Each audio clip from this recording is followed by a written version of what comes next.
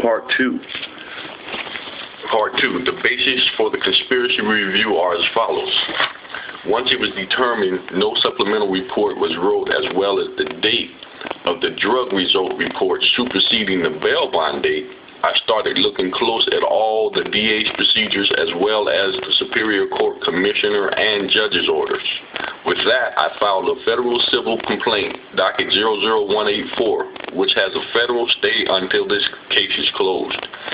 Meanwhile, I started keeping track of my attorney and the court for conspiracy to commit legal malpractice and ineffective assistance of counsel. The court knows Attorney Soap's conduct is outrageous. First, he wouldn't file the right moving papers to have a seated judge hear my case, not a commissioner. I told him plain I wanted a judge, not a commissioner, from the beginning. I had to write to court myself just to get a judge, while Soap played dumb.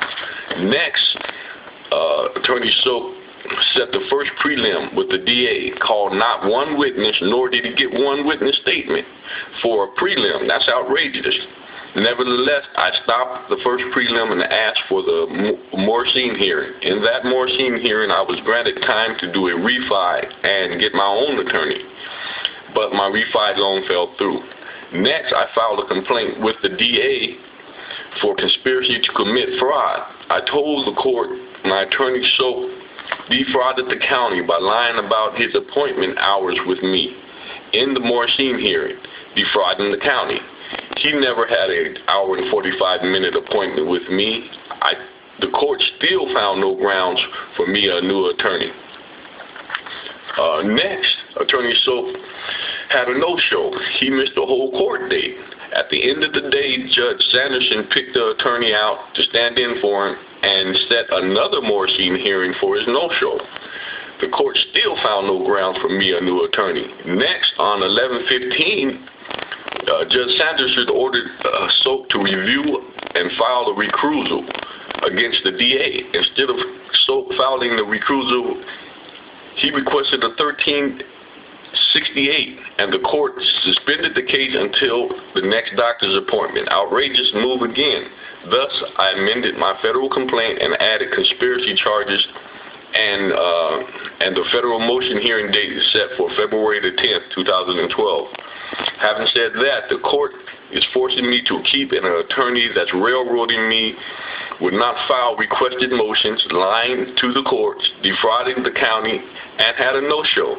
I need a substitute attorney to remove the suspension and file the dismissal or file a motion to suppress all the alleged dope and the police reports and move this case into trial if the county wants to keep going. Closing, I am requesting that the U.S.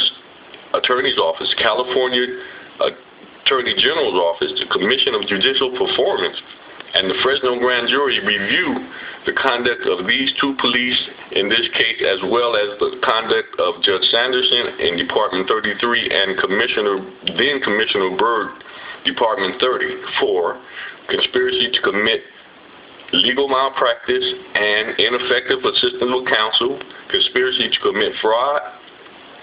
I told the court my attorney defrauded the county and the conspiracy to violate my 14th Amendment due process right through reckless negligence and intentional neglect.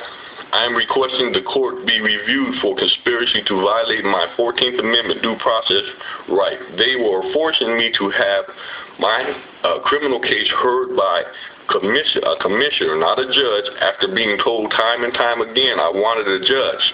It took me 8 months just to get the case in front of a seated judge. A Soap would not, he wouldn't do anything. So,